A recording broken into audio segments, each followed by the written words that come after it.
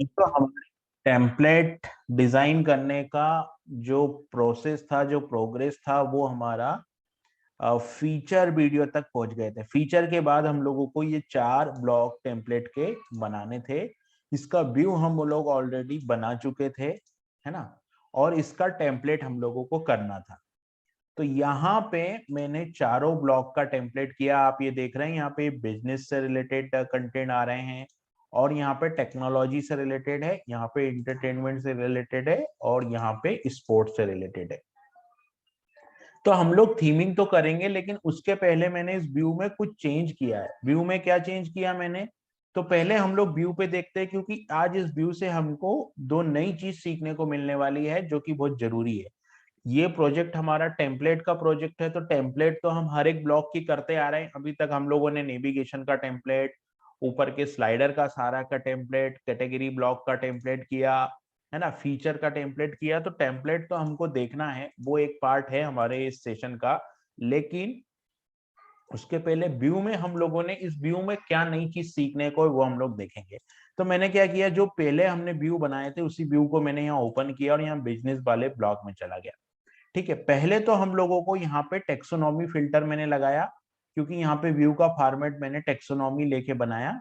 और यहाँ पे बिजनेस, तो बिजनेस से रिलेटेड सारे कंटेंट आ जाएंगे। फर्स्ट चीज तो ये इस व्यू में नहीं थी एक। ठीक है, सेकंड मैंने क्या किया, यहाँ पर मैंने एक नया मॉड्यूल इंस्टॉल किया।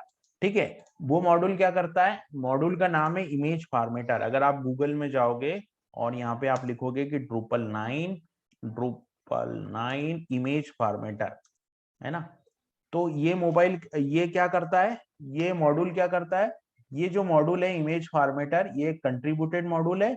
और ये इमेज फॉर्मेटर जो मॉड्यूल है वो ये जो इमेज आ रही ना, ये जो हम लोगों ने इमेज यहाँ पर जो रखा है ना, उस इमेज को ये जो मॉड्यूल है, 1 सेकेंड, ये दूसरा मॉड्यूल है, 1 मिनट, यहाँ पे इमेज फॉर्मेटर, ये वाला, ये मॉड्यूल है। हमने गलती से गलत यूआरएल मैंने ओपन कर लिया था।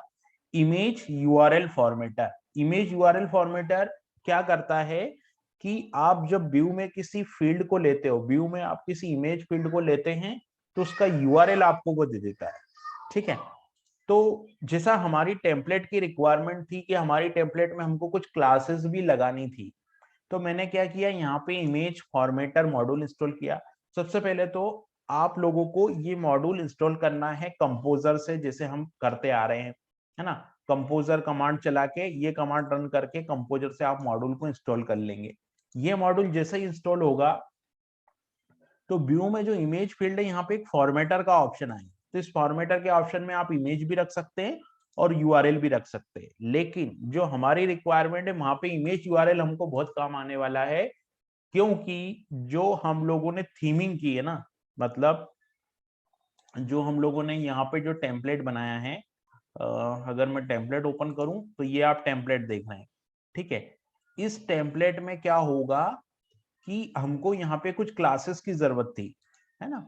जैसे अगर मैं HTML ओपन करता हूँ ना, HTML ओपन करता हूँ तो पता चलेगा आपको। मैं डाउनलोड में गया और डाउनलोड में मैंने यहाँ पे गया, यहाँ पे जाके HTML ओपन किया।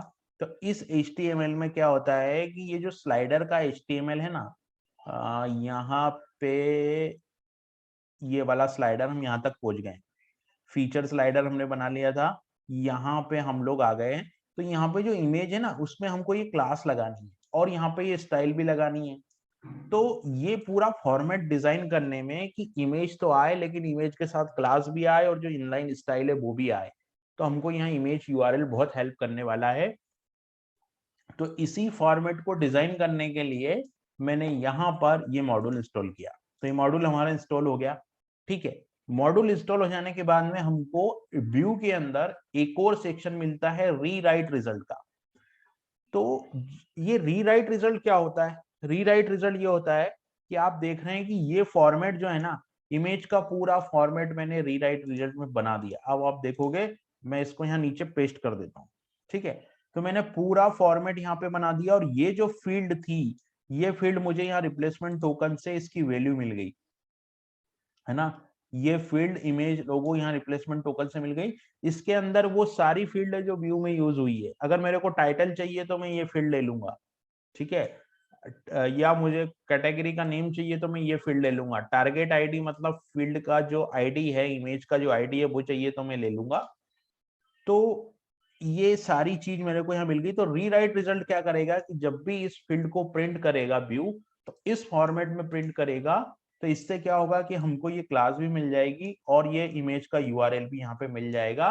बिकॉज हमने क्या कर रखा है, इमेज यूआरएल का यहाँ पर हम लोग पैटर्न यूज कर रहे हैं, फॉर्मेट यूज कर रहे हैं। तो हमको क्या होगा कि इमेज नहीं मिलेगी, इमेज का यूआरएल मिलेगा और फुल यूआरएल मिलेगा। और इमेज स्टाइल तो बिजनेस टाइप की हमको मिल ही जाएगी। तो इस तरीके से हमको क्या है कि यहाँ पे यूआरएल मिल जाएगा इमेज का। इस यूआरएल का हम लोग यहाँ पे यूज करेंगे और ये क्लास भी हम लोग लगाएंगे और ये स्टाइल भी हम लोग लगाएंगे। तो हमारा जो पूरा फॉर्मेट है इमेज का वो बन जाएगा, ये वाला फॉर्मेट। तो हम लोगों ने ये वाला फॉर्मेट यहाँ व्यू से बना लिया। अब हमको क्या करना है, टेम्पलेट के अंदर सिंपल इस फील्ड को प्रिंट कर देना। ये बना बनाया फॉर्मेट यहाँ से व्यू हमको भेजेगा और यही का यही फॉर्मेट हम लोग टेम्पलेट में प्रिंट कर देंगे, है ना। अभी आप अगर देखोगे यहाँ पे ये जो इमेज आ रही है, इस इमेज पे ये क्लास भी आ रही होगी, ठीक है। इस इमेज पे ये क्लास आ रही, देख रहे इमेज पे ये क्लास आ रही है यहाँ पे। तो इस तरीके से हम लोग यहाँ पे इस तरीके से ये जो इमेज है इसको बना सकते हैं, ठीक है। अब ये फॉर्मेट हम लोगों ने बनाया तो इसमें क्या इमेज नया मॉड्यूल हमने यूज किया और यहाँ पर रीराइट रिजल्ट का यूज किया। रीराइट रिजल्ट की हेल्प से आप फॉर्मेट को अपडेट कर सकते हैं। यहाँ पे आप फॉर्मेट को अपडेट कर सकते हैं विथ डायनामिक वैल्यू। आप जितनी भी फील्ड यहाँ यूज कर रहे व्यू में उसकी डायनामिक वैल्यू यहाँ पे मिल जाएगी। तो ये एक चीज थी। दूसरा हम लोगों ने क्या किया कि जो टाइटल था ना, उस टाइटल पे हम लोगों ने टाइटल को भी हम लोगों ने अपडेट किया। क्योंकि टाइटल पे हम लोगों को यहाँ पे जो टाइटल है हमारा उसको हमने कुछ लिमिटेड लेंथ का किया। यहाँ पे बहुत ज्यादा बड़ी स्ट्रिंग हम लोग नहीं रख सकते थे, तो मैंने 30 कैरेक्टर का लिमिट रख के उसको ट्रिम कर दिया। तो वो कैसे करेंगे हम लोग, उसके लिए यहाँ पे एक ऑप्शन होता, यहाँ पे हम लोग रीराइट रिजल्ट में गए और मैंने क्या लिखा कि trim this field A maximum number of character 30, ठीक है। तो ये जो है वो 30 कैरेक्टर तक का यहाँ पे मैंने टाइटल रख दिया। तो इस तरीके से हम लोगों ने ये व्यू में चेंजेस किया।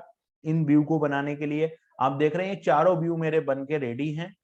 और चारों व्यू मैंने यहाँ पे चारों व्यू को जो अलग अलग रीजन थे ना, अभी हम लोगों ने जो थीम बनाई थी उसमें हम लोगों ने रीजन भी बनाए थे। मैं अगर ब्लॉक लेआउट पे जाऊं तो मैं आपको चारों रीजन दिखा सकता हूँ। तो इन चारों रीजन पे हम लोगों को क्या करना था, फिर रेंडर करना था। तो मैंने चारों रीजन पे ब्लॉक भी रेंडर किए। और मैंने यहाँ पे ये जो टेम्पलेट डिजाइन किया, वो कैसा टेम्पलेट डिजाइन होगा, चारों के लिए मैंने एक एक ब्लॉक के लिए मैंने यहाँ पे 2 टेम्पलेट बनाए, है ना। इस तरीके से मेरे पास कितने ब्लॉक थे, 4 ब्लॉक थे। तो मैंने 8 टेम्पलेट बनाए। पहला टेम्पलेट कैसे बनाए मैंने कि व्यू अनफॉर्मेटेड, और अनफॉर्मेटेड में यहाँ पे व्यू का नाम और यहाँ पे ब्लॉक का नाम।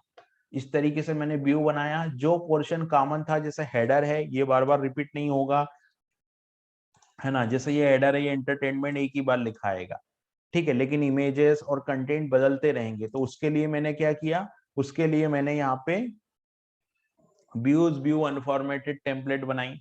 और जो फील्ड का डेटा आ रहा है वो फील्ड के डेटा के लिए मैंने यहाँ पे ये टेम्पलेट बनाया। यहाँ पे ये इमेज हम लोगों ने प्रिंट कर दी। तो इमेज में हमने रीराइट में जो फॉर्मेटर बनाया था उसी फॉर्मेटर के फॉर्म में ये इमेज जो है वो प्रिंट हो जाएगी। उसके बाद में मैंने क्या किया, यहाँ पे ये जो है यहाँ पे मैंने ये टाइटल प्रिंट करवाया और यहाँ पे जो है वो कैटेगरी प्रिंट करवाई। तो इस तरीके से हम लोग क्या कर सकते हैं, टेम्पलेट बना सकते हैं। तो ये टेम्पलेट हमारा बन गया, ये हम पहले भी देख चुके हैं।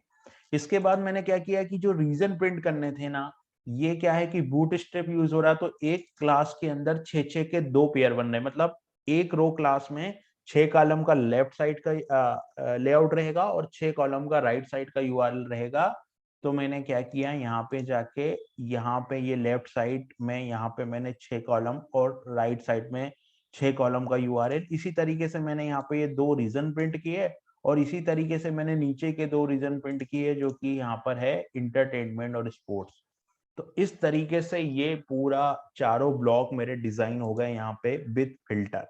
ठीक है, अब इसके बाद मेरे को यहाँ पे ये वाला ब्लॉक एक डिजाइन करना है, और फिर ये जो डायनामिक, ये स्टैटिक ब्लॉक रहेंगे, राइट के तो सारे स्टैटिक ब्लॉक ही रहेंगे, तो वो हम लोग अब आगे चल के ये वाला पोर्शन भी डिजाइन करेंगे। तो हम लोग यहाँ तक आ गए हैं, हमारा यहाँ तक आधा काम इस पेज का हमारा कंप्लीट हो गया 50%। अभी हमको ये 50% का काम और इसमें करना बाकी है। ठीक है, तो अभी हमारे पास ये दोनों ब्लॉक भी बने हुए हैं, राइट। मैंने ये आई थिंक ये ब्लॉक भी हम लोगों ने बना लिए थे।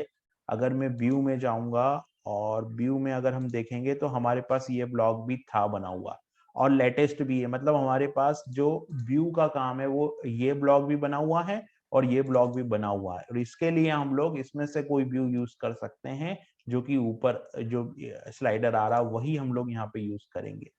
ठीक है, दूसरी चीज ये थी कि इस मॉड्यूल में हम लोगों को और भी पेजेस अभी बनाने हैं, तो उस पेजेस के लिए भी हम लोग बनाएंगे। उसके लिए हम लेआउट बिल्डर का यूज करेंगे, जैसे कॉन्टेक्ट पेज हम बनाएंगे और सिंगल न्यूज पेज, हमको 2 पेज और बनाने हैं, तो इसके लिए हम लोग लेआउट बिल्डर का यूज करने वाले हैं इसमें। तो 2 चीज हम लोगों के लिए नई थी कि व्यू में जो फिल्टर हमने ऐड किया और जो फॉर्मेटर हमने बनाया वो कैसे हम लोग बना सकते हैं इस ब्लॉक में। Thank you.